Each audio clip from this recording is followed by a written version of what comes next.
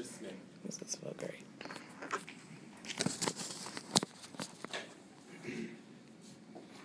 Elizabeth and Donald are now too happy to be able to hear me. I can therefore let you in on a secret. Elizabeth is not Elizabeth, and Donald is not Donald. And here is the proof. The child that Donald spoke of is not Elizabeth's daughter. They are not the same person. Donald's daughter has one white eye and one red eye, like Elizabeth's daughter, whereas Donald's child has a white right eye and a red left eye. Elizabeth's child has a red right eye and a white left eye. Thus, all of Donald's systems of deduction collapses when it comes up against this last obstacle which destroys his whole theory. In spite of the extraordinary coincidences which seem to be definitive proofs, Donald and Elizabeth, not being the parents of the same child, are not Donald and Elizabeth. It is in vain that he thinks he is Donald, and it is in vain that she thinks she is Elizabeth. He believes in vain that she is Elizabeth. She believes in vain that he is Donald. They are sadly deceived. But who is the true Donald? Who is the true Elizabeth? Who has any interest in prolonging this confusion? I don't know. Let's not try to know. Let's leave things as they are. My real name is Sherlock Holmes. Darling, let's forget all that has not passed between us. And now that we have found each other again, let's live as before. Yes, darling.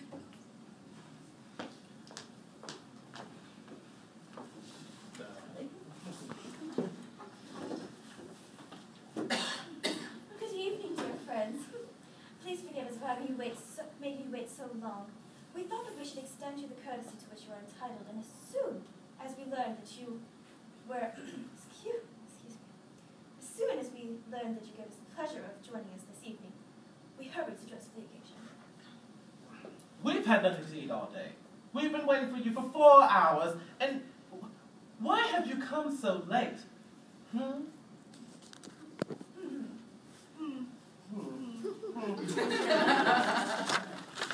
Oh, but definitely. We all have colds. Nevertheless, it's not chilly. There is no draft. Oh no, fortunately. Oh dear. Oh dear. Oh, Don't dear. you feel well? No, he swept his pants. Oh, sir, at your age, you shouldn't. The heart is ageless. That's true. Oh, so they say. They also say the opposite. The truth lies somewhere between the two. That's true. Well, since you travel so much, you must have interesting things to tell us. My dear, tell us what you've seen today. It's scarcely worth the trouble, for no one would believe me. We're not going to question your sincerity. You will offend us if you think that. Well, offend them if you think that, my dear. Oh, well, today I witnessed something extraordinary, something really incredible. Tell us quickly, my dear.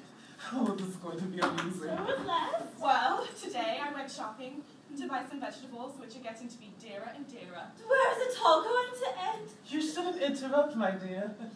It is very rude.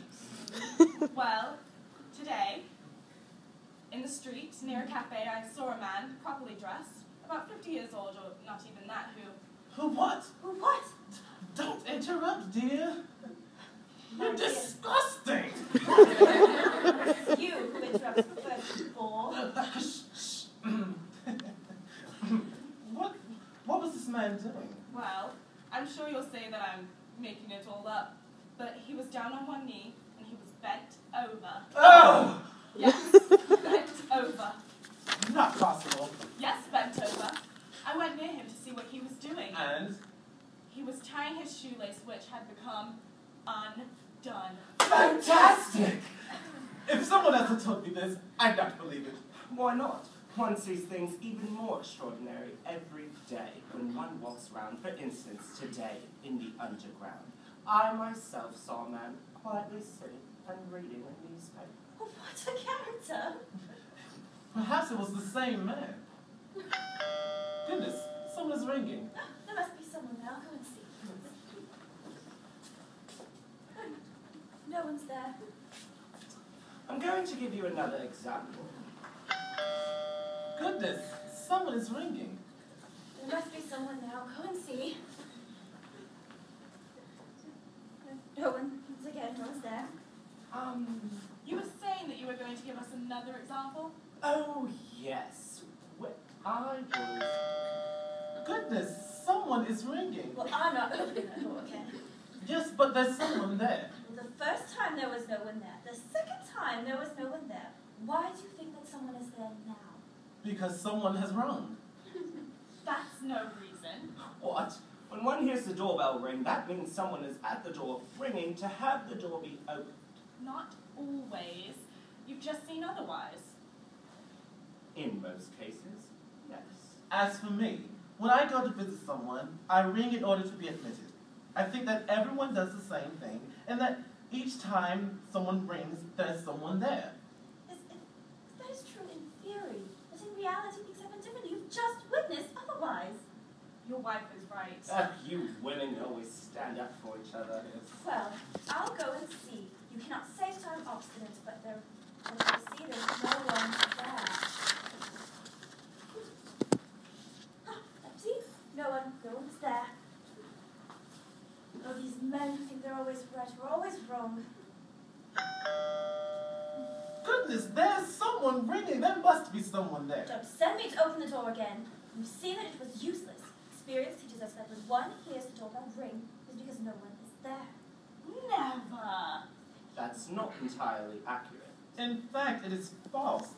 When one hears the doorbell ring, it is because there's someone there. He just won't admit he's wrong. My husband is very obstinate too. There's someone there. That's not impossible. No. Yes. I'm telling you no. In case, you're not going to disturb me again for nothing. If you want to know so badly, go and see for yourself. I'll go.